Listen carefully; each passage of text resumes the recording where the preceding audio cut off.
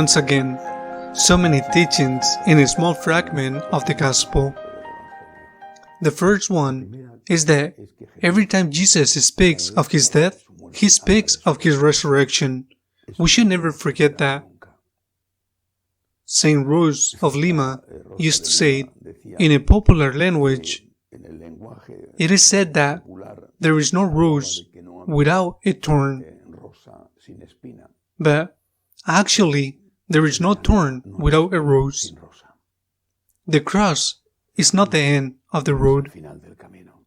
The cross is the door through which we must daily go through. But the cross is not the end of the road. The end of the road is the resurrection. St. Paul said that if Christ did not resurrect, we were the most miserable of men.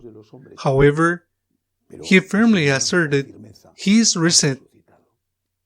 On our way to Easter, we know that we have to go through Good Friday. In our life on earth, we know that we have to go through problems, but not because we are Catholics, but because we are human beings. Even non-Catholics get sick and die.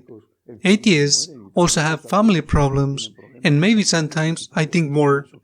And those who have a different faith also have crises in their work or in their families or in anything else. Christ accompanies us in the road to life.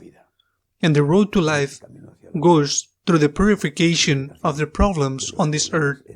Carry our cross. Then we see in the Gospel a shameful sin. Very shameful. Poor Jesus, I think once again. He is talking about his death.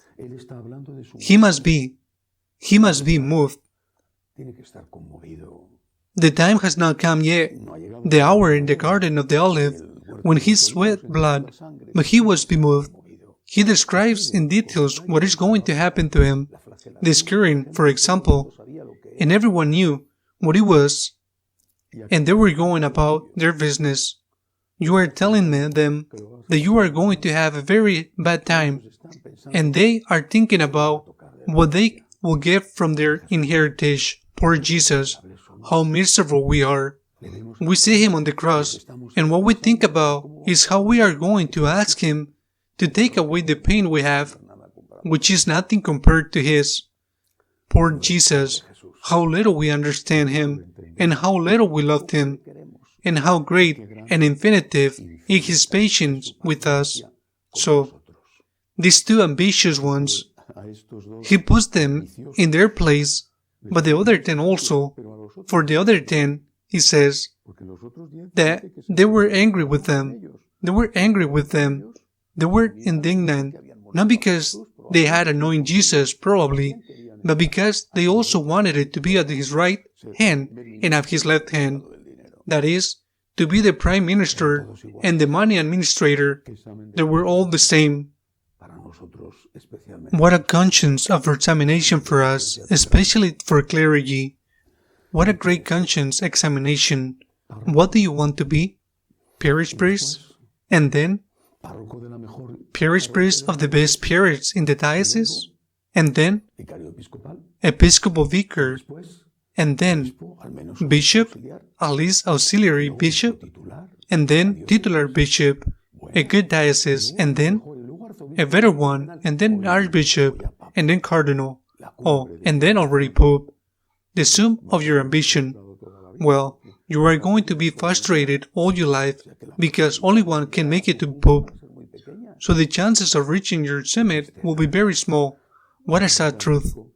Pope Francis speaks a lot about careerism. It is a cancer, like that of these two Zebedee brothers. Instead, they should have asked for something else, and the mother, who surely did it with the best intention, but she was wrong. The mother should have gone to her brothers and said, Lord, I want to ask you that these two sons of mine be at your side at the moment of trial. I want to ask you for them to not doubt. I want to ask you for them that they will be willing to give their lives for you. I want to ask you for them the glory of martyrdom instead of honors, to give their lives for Christ. I think that is what we all have to ask for, especially priests, and from there up. Lord, help me to give my life for you. Lord, don't give me honors. I don't pretend, says Paul, Psalms. The greatest beyond my capacity, but I quiet and model my desires like a child in his mother's arm. I don't pretend honors, Lord. May the only honor I aspire is with all my strength, be that of loving you and making you be loved. What does it matter? In the end, it happens what the poet of the primitive Castellano wrote, "Our life is the rivers and end in the sea. There go the Lord's ships. All of them go there." And what does it matter? If you have been in a purple cloth, red cloth, white cloth, or black cloth, if what matters is whether your soul has been white with the God's grace and the love of the Lord, for all of us, lay people, priests, have to seek only one thing, not one thing and others, but only one thing, because this is the essence, the fundamental, this is enough, to love God and make Him beloved. Everything else, if the Lord wants to give it to us, He will give it to us in addition. So be it.